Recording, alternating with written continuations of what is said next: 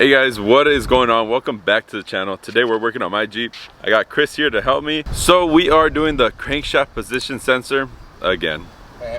Anyways, so what's going on with my Jeep is it did stall out and I checked the code. I didn't get any check engine light, but I checked the code by twisting the key 3 times and it displays it on the mileage. I searched up that code and it showed crankshaft position sensor. What I also did is I made sure with a scanner from Matco, it gives you like a whole diagnosis of the Jeep, and before it was giving me the camshaft sensor, so we replaced that. Now it's giving me the crankshaft sensor even on the new scan, so we're gonna go ahead and replace it. Before I use the O'Reillys, the standard, the cheapest one that they got, probably not the best idea. A lot of people say to go Mopar. They're about $100 on Amazon. I have the Mopar link down below, but what I ended up picking up, I did go back to O'Reillys, but I got a different brand this time. What I ended up buying is the standard crankshaft position sensor. Here is the part number. The reason I went with this one is I did some Google searches on the brand. A lot of people were saying that this brand is pretty close to OEM Spec, so that's what I went with. And this was about $60 with tax, so we're gonna go ahead and install this. There's gonna be this felt piece. Do not remove it. This is there for a reason. That way you don't push the sensor in too far in and damage the sensor, so leave that on there. I have a video about this that I made in the past, but I don't think it was a great video. I want to show you guys more in depth of how to change it out, so let's go ahead and do that. A lot of people were commenting on that old video that you could do it from underneath the Jeep. What I noticed is there's a lot of stuff in the way, so I'm just gonna do it from the inside of the Jeep how I did before.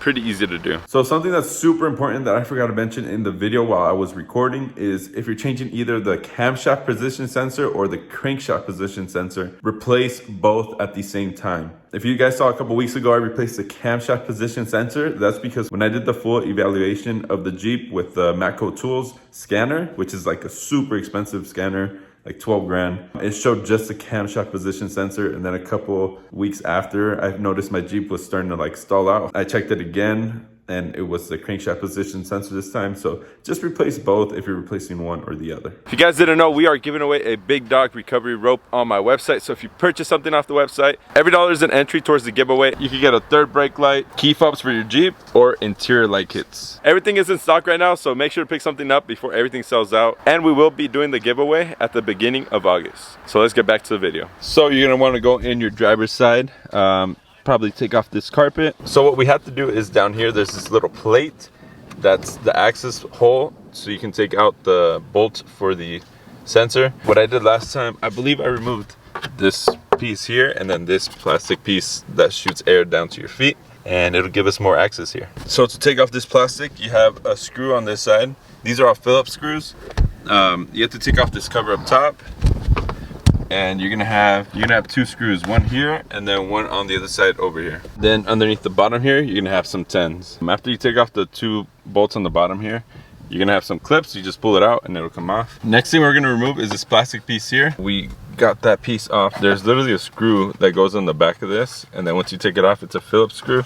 You can just pull that piece out and then you have access. Okay, so down here you want to take off the gold looking colored cover. It's some 10s. Take it out, and then if you look straight in there, you can see the bolt. So we're gonna go ahead and remove it. You're gonna need some extensions and like a swivel. We'll show you what we use. All right, so the way the position of the bolt is compared to the hole, you're gonna need something that has a swivel. These are perfect. These are from Harbor Freight, Pittsburgh. The top moves, so it's about like that, the angle, right? Yeah, you have to take it off.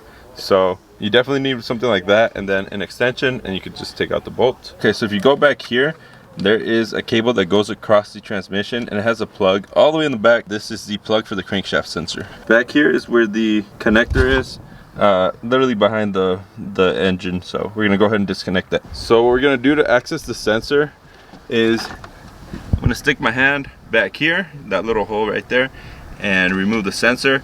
It's kind of hard to show. I'm literally gonna be laying on the engine, have Chris show you, and then we'll show you from the inside what it looks like, me taking it out. So I'm literally gonna go over here to my engine. So I'm literally gonna stick my hand all the way down here until I reach the sensor, and then we're gonna go ahead and pull it out. Chris, go from the inside. Ended up removing the air stuff, and that gave me like more access right here to stick my arm down there. I was able to get it out. This is the old one right here. Pretty hard to remove it actually.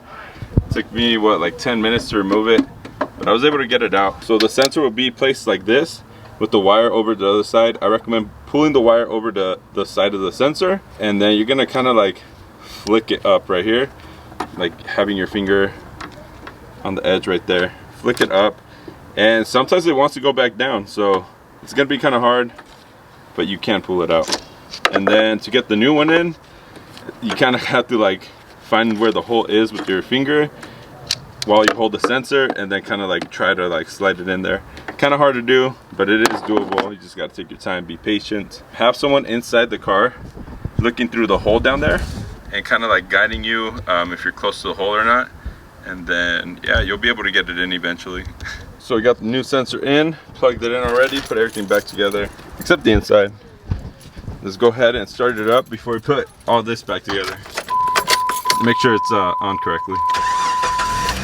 Starts right up, baby. Let's go. So hopefully it keeps starting up like that and doesn't turn off on me. All right guys, so that'll be it for the video. I hope you guys enjoyed it and it helped you change the crankshaft sensor on your Jeep. Kind of a pain, but definitely doable. You don't have to take it to a shop.